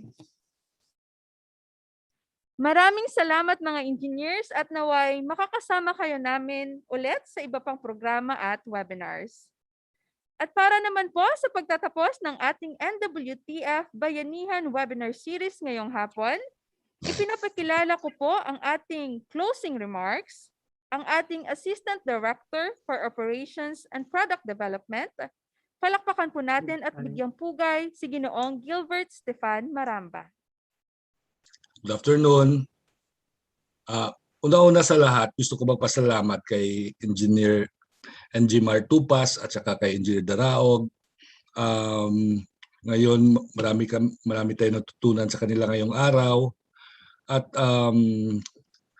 salamat din sa mga nag-attend ngayon. Ito yung una nating webinar on for this year na 2021. pangalawa na natin na webinar to na naka-lockdown tayo at saka naka-Zoom lang tayo, naka-online lang tayo. So, akala natin last year, this year baka magkikita-kita na tayo, but it turned out hindi nangyari yon. But hopefully, baka next year okay na tayo. Kung naalala nyo before yung itong webinar natin, ito yung ating business summit. Pupunta tayo sa Cebu, dito sa Bacolod, Iloilo, Leyte, Batangas, iba't ibang lugar na ginagawa natin tong business summit. Ngayon, webinar siya muna dahil sa COVID. So, ang maganda lang ngayon at is that mas madali tayo magtipon-tipon dahil online lang. At saka, ang lagi natin alalahanin na hindi tayo nag-iisa sa negosyo natin. Ito yung pinakita ng dalawang speaker natin ngayon. Marami like DTI, DOST, nandyan sila para tumulong sa atin. At the same time, may mga iba't iba pang ahensya yung gobyerno natin na pwede magtulong. Kami sa NWTF at saka iba pang NGOs gusto rin tumulong sa inyo. So, kahit pangit yung panahon ngayon pang negosyo, palagi niyong iisipin na maraming organization, ahensya ng gobyerno na nandyan, naghihintay lang sa inyo para mapaganda yung negosyo nyo. So hindi basta, nakita naman natin, hindi basta maliit lang tayo, matatalo na tayo ng malalaking negosyo. Nandyan yung mga assistants nila, paano i-develop yung mga product nila, paano tayo bigyan ng kapasidad para maging mas magaling sa negosyo natin. So kahit sa marketing, meron silang online marketing, para sa inyo yan, para sa atin lahat, na matulungan tayo, pwede tayo mag-compete, pwede tayo mag-expand. Ang maganda dito dahil dati nandiyan lang sa community natin, nagbebenta ka, yun lang yun ang market mo. Kung ma-access natin yung online, mas malaki actually yung market natin. So may mga problema ngayon dahil COVID, may mga oportunidad din na pumapasok. At laging alalahanin natin na nandyan, kaya bayanihan yung tawag natin sa webinar ngayon, maraming mga tao, maraming nandyan, ready magtulong sa atin para mapalaki yung business natin. So, kailangan natin mag-isip. Kailangan natin mag-isip ngayon, ano ba mga posibilidad? Huwag na yung sana ganito, sana ganyan, sana wala ng COVID. Nandyan ang COVID. Nandyan ang COVID, sabi nilang COVID hanggang 2023 pa daw. So baka 2 taon pa tayo mag-online na webinar. But marami tayong pwede maisip para mag-survive yung business natin. Marami tayong pwede gawin para umunlad at saka makasurvive tayo kahit may COVID, kahit hindi tayo pwede maglabas. At saka maraming tao dyan na may expertise na pwede itulong sa atin at saka may kapasidad na pwede ipahiram o sa atin na para mag-unlad yung mga business natin. So, huwag tayo mag-despair. Tingnan natin yung mga opportunities, especially ngayong araw na nandyan yung DTI at saka DOST na magtulong sa inyo. Naghihintay lang. Grab natin yung opportunity. Huwag tayo magpabaya muna. Kailangan tayo maging medyo aggressive ngayon dahil sa sitwasyon natin. So, yun lang siguro masasabi ko sa inyo lahat. Sana wala ng COVID, but nandyan yan. But I assure you, pag natapos ito, magkikita-kita na naman tayo sa mga business summit. Yung mga speakers natin will still be there. Tutulong yan sa inyo. At saka, after ng COVID, we will come out much more stronger, much more aware, much more ready to face the opportunities that awaits us. Kasi nadaanan na natin yung medyo malaki na problema. But after ito, mas madali na lang lahat. So, tingnan natin yung opportunities na nandyan. So thank you very much and stay safe. Yung hindi pa nakabaksin dyan, magpabakuna na. Kailangan nyo yan. Ako nagpabakuna na. So parang okay naman. Sinovac ko yung akin. So medyo wala naman problema. Masaya ako. I feel confident pag may bakuna. So it's very important as a reminder to you, magpabakuna and kahit nakabakuna ka na, still stay safe pa rin, mag-mask at saka mag-social distancing, magugas ng kamay. Thank you so much.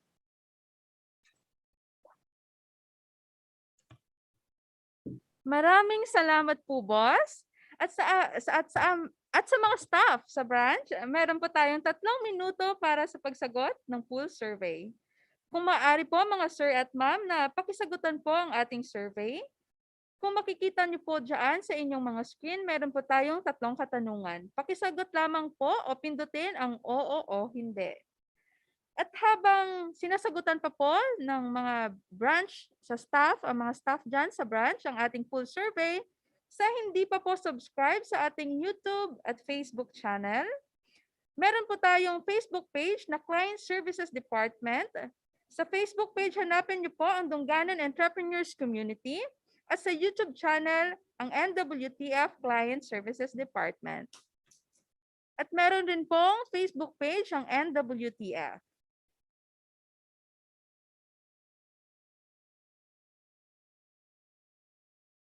Okay, so maraming salamat po sa pagsagot. At ngayon naman po, huminto muna tayo sandali para sa ating pangwakas na panalangin.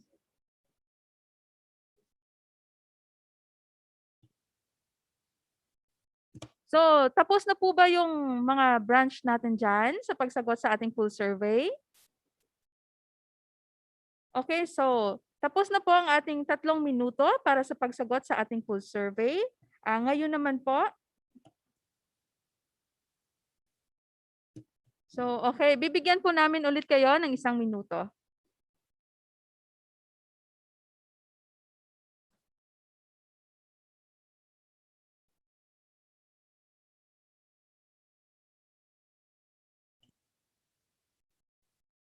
Okay, sa ulit po, sa hindi pa po subscribe sa ating YouTube at Facebook page ng Client Services Department, sa Facebook page, hanapin niyo po ang Dungganon Entrepreneurs Community. At sa YouTube channel naman, ang NWTF Client Services Department.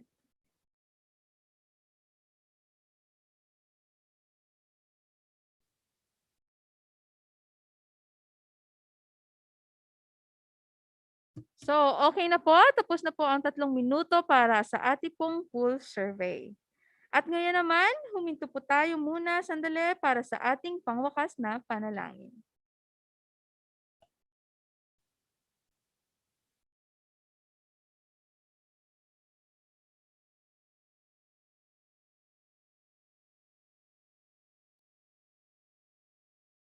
Panginoon, isa namang webinar ang natapos ng matiwasay. Maraming salamat sa iyong gabay at karunungan mula sa langit na naibahagi ng aming mga tagapagsalita. Nawa ay magamit namin ito sa aming pamumuhay at negosyo. Bigyan niyo po kami ng sapat na lakas upang mapagtagumpayan ang lahat ng mga balakid na aming hinaharap at haharapin pa. Naway maging sandala namin ang isa't isa sa tulong itong pagbabayanihan at sabay-sabay kaming aahon. Ilayo mo po kami sa kapamakan at itago sa ilalim ng iyong proteksyon upang kami ay makauwi ng ligtas sa aming mga mahal sa buhay. Ang lahat ng ito ay aming inaalay at pinapanalangin sa pangalan ng iyong anak na si Jesus. Amen. Maraming salamat po sa lahat ng mga miyembro na nagpunta at sa mga branches po na talagang nag-effort gumamit ng mobile data para lang po makakonect sa Zoom at sa ating YouTube. Taos puso po kaming nagpapasalamat. Ingat po kayo sa pag-uwi. Magkita-kita po ulit tayo sa ating susunod na NWTF Bayanihan Webinar sa September 9. Maena Samillano po ang inyong taga-kaagapay ngayong hapon. Sa muling pagbangon kasama ang Dungganon. Bangon Dungganon. Paalam!